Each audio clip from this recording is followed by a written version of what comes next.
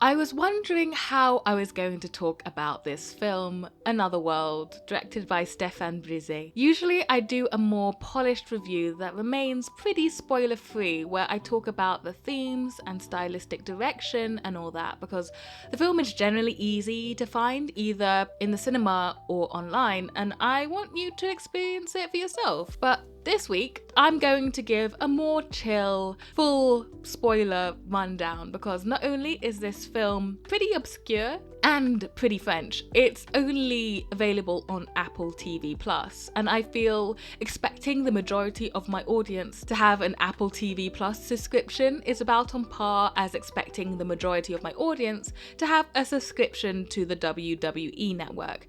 Anyway, it is a really good film, and it brings to screen a pretty important issue of how currently in modern culture, a toxic workplace environment can absolutely destroy your life, hypothetically and literally. And by literally, I'm talking about that news article about a month ago about the woman who worked at Wells Fargo and how she was found in her cubicle 4 days after her death, which is crazy, because how does something like that even happen? The answer being when your work culture becomes a dystopia of impossible expectations, workplace politics, and a complete disregard of employee well-being. So without further ado, let's get to work. Okay, so here's the thing. Before we get started, I tried to upload this video before and it got completely copywritten, copy struck. So as a workaround, I'm going to try dub over the audio, kind of bring out my year 10 drama skills, and hopefully I'll be able to upload it without any copy strikes or copy rights. So now that's out of the way, back to the video. The film opens with some really emotional strings and a long tracking shot of all the precious memories of a single family. Oh look, they have a baby! How cute! Oh look how happy they all are! They look like the picture perfect family! Bang! Divorce jump scare. You own a primary residence with a living area of 2,500 square feet. Bank account, equity saving plan worth 35,674 euro. Philippe and Anne are having a divorce because, as we find out, Philippe, who works as a factory director for an international electronics component company called Elson, works too much, and not even 2 properties, an equity saving account, and a life insurance plan is enough to get Anne to stay. Which, to that, all I can say is, this queen knows her worth, and it's sure as heck more than mine. If I was Anne, and I never saw my husband, but he had that equity saving account, in this economy, I would be sending postcards to his work every financial quarter, asking him how his commute was, but that's beside the point. So they argue about the split of money, but the real problem is, again, Philippe brought his work home with him and caused years of anxiety in the home. Philippe is pretty calm in the proceedings until Anne's lawyer lets slip that Anne thinks he made her life a living hell, which he didn't take too kindly to at all. He asked her directly whether she thought he made her life a living hell, and she was like, yeah. She goes on to say that while she accepted that he was going to be busy when he said he was going to take the job, she wasn't expecting the stress, the anxiety he brought home, nor that they would only spend 6 weekends together in the last 2 years and didn't even have any evenings together in that period of time. Which, after hearing that, you can see why their marriage broke down. He replies with the fact that he told her it was going to be tough going until his group Elson met their demands or met their targets, which again, you can see why their marriage broke down. Later on, our man Philippe takes his pills to keep the raging depression at bay and gets some exercise in to showcase how he's constantly pushing himself harder to keep the raging depression at bay. And then we see how he is at work in a meeting with his lower managers. We learn that the Elson company is trying to reduce their staff by 10%, despite being still really profitable. Everyone is pretty tense, and Philippe is about to blow a vein, telling all his sub-managers to place some names on the chopping block because out of the 508 staff working at the factory, 58 are going to get the boot, and they have 8 weeks to do it in. We have 9 weeks. In fact, not even 8 weeks, as I asked you to do this 1 week ago. The engineer sub-manager tries to Bagsy knot it that his department gets fired and instead tries to volunteer the communications department to get the axe, which is what we call in the industry an anti-bro move. And the result is that they, the engineer sub-manager and the communications department manager, have a bit of a squabble over it. The truth is that all the departments have absolutely no leeway in losing any more employees, so people are, of course, panicking with some of the suggested solutions. For example, the idea that the company should relocate some of the department to another cheaper country. True to life, they have a largely unproductive meeting. So all you need to know is that the sub-managers were trying to question why they were losing more staff, and Philippe's answer was to do their damn job. Also, he tells them don't let the unions find out about the layoffs or they'll have a field day. This, of course, won't become a huge problem in the near future. Hi, Luca, it's Dad. I saw you were trying to get me. Sorry, I was busy. Philippe spends a bit of time being a bad father, sending a voicemail to his son who tried to call him earlier. I'm sure his son is a well-adjusted young man who hasn't at all been affected by his father's absence. And then Philippe gets a bit more work done, thinking about that Elson group like it's that Me Espresso. Philippe has another meeting with the sub-manager and he's still not been able to cut the employee list. Philippe is so pressed because he has to take the list to HQ like they're sacrificing some bulls and they've obviously not reached their quota of bulls yet. The sub-manager says that he's cut all the jobs that he can, any more will put the health and safety of the employees at risk, and that he, Philippe, should go to the upper management at HQ and tell them to politely suck it, and if not politely, then in any other manner they see fit. The trouble is that Philippe is being asked for ridiculous cuts by his upper management while his lower management is telling him it's simply not possible. You can see Philippe wants to do the best for the company as a whole,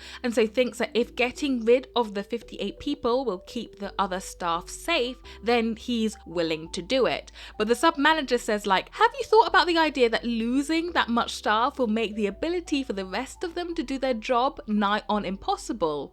And Philippe doesn't have much to say to this because, like, what exactly can he say? No, making the rest of the workforce take on the work that used to be shared by 10% more staff is totally going to be great for staff retention, quality of work, and morale. Soon after, I suspect a few days later, he drives into a car park where his separated wife had called him. And it's a pretty heartfelt scene where it's obvious that she still loves him, and it's clear that if not for his work, the sheer amount of hours that he's putting in, they would still be together and happy. After that, Philippe meets with the HQ higher management, particularly Miss Higher Management Department Head, I can't remember her name, don't ask me to try. Assumingly, 2 weeks have gone by since they now have 6 weeks to finalise the layoffs. We announced the plan to the markets in 6 weeks, so you have had enough time to fine-tune your reports. The room is still split. The managers on the left side of Philippe all believe that they can complete the layoffs. They have absolutely no proof of concept for this at all, except that the head of the union retired, so they'll be able to sneak the layoffs into motion without the company's workforce union interfering, which is, I believe, scum behaviour 101, but seems to be an acceptable plan to them. Everyone on the right, however, believes that it's a stupid plan, particularly expecting the same amount of work from 10% less staff. Philippe is in the middle and as quiet as a mouse as they argue amongst themselves. Miss Higher Management Department Head says that impossible is just not on because saying no to reality is something you can do in the corporate world, I guess. In the end, Miss Higher Management Department Head says that they, the middle managers, will be held responsible for not completing the layoffs, which is okay, lady. Do you also want me to be responsible for other things that can't be implemented into reality? The fact that I can't make the sky not blue or stop your husband from having an affair with the babysitter, but like, go off. Some time goes on and Philippe gets a birthday message from his daughter with some obnoxiously chirpy music, and he's still at work, the poor guy. And while at the beginning you thought that he was the kind of villain in this story, you really start to get the sense that he's living a depressing existence where work is the only thing he has time to do. We then see Philippe and his separated wife visit the hospital because their son, you know, that son that tried to reach Philippe when he was busy, turned out to have a full-blown mental breakdown. When Philippe and his wife see him, he begins talking in a frantic manner about how long it took for them to drive to the hospital and how their departure time and their arrival time is just not adding up. You drove? I hear what you're saying, but it doesn't match. The figures don't add up. Or maybe did the trip seem short or very long? An obvious parallel to the mental strain that Philippe is putting on his workers and himself, and how constantly pushing yourself for better results is a wee not good for the old mental health. Having a bit of a change of heart throughout the film, Philippe is slowly understanding that the work culture of his company is very bad, not good, and his burgeoning new perspective is having a better effect on his family life, where he's been making more effort to have more quality time with his separated wife and son. A few days later, I think, Philippe lightly threatens Miss Higher Management Department Head with the idea that if her middle managers can't do the layoffs and they suddenly quit because of it, then it would look bad on her upcoming promotion. And so with a bit of finagling, Philippe is able to get a meeting with the CEO of the Elson Group himself and pass on his proposal to use the executive bonuses to keep the 10% of staff off the chopping block. The CEO praises the quality of the proposal, realizes the terrible error of his greedy mindset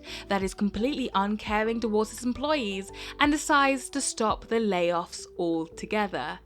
Psych, he tells Philippe that he's a stupid MF and that, to put it politely, nobody gives a Watch your profanity. Ultimately, Philippe is told to buck up, be loyal to the company, and do the layoffs like he's been told. Philippe also has to deal with the fact that the rumor has got out to the representatives of the factory union that a layoff was being planned. And though he tried to get out of it, Philippe mumbles out that no layoffs are being planned, even though they definitely were.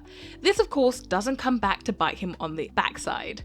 Until it's revealed they recorded his response. Just tell us that there is no layoffs plan in the pipeline at Elson. And we leave. I am saying it. So you are promising us that Elson is not envisioning a layoff plan at the moment? That's right. Well, this is awkward. Don't worry, the pain will go away soon. Turns out, misrepresenting the state of layoffs to a union is against multiple French laws, though hiding that layoffs are going to happen at all is seemingly not against the law, which is, okay, make it make sense, please. Someone, make it make sense. Anyway, Philippe is about to lose his job because, you know, you can't misrepresent layoffs in the pipeline. But Miss Higher Management Department Head gives one last chance to get good with the company.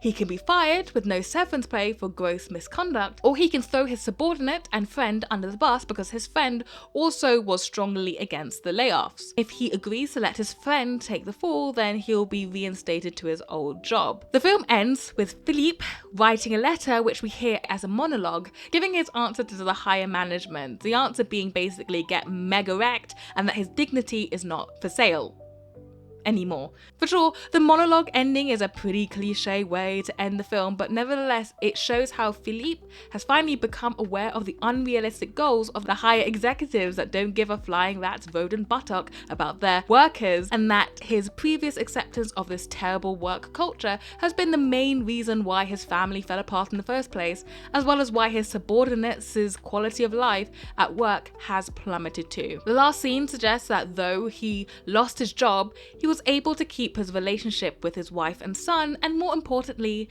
keep his dignity. And that's the film Another World. I don't think it's one of those movies that will be on anyone's radar, but it's quite a nice find. And I think it's really good at portraying the message that the corporate world is full of uncaring money grubbers who don't care about their workers and only care about the movement and profit of the markets, even if it causes burnout, worker dissatisfaction, and even breaks the law on health and safety. Yeah, I was a little strapped for time this week, so I thought I would do something a little less intensive than a straight up video essay.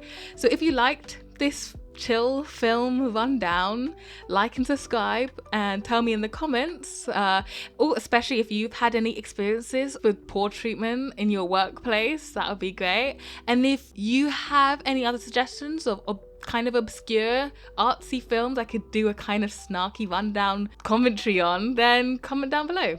Otherwise, thanks for watching, hope you enjoyed it, and see you in the next one. Until next time.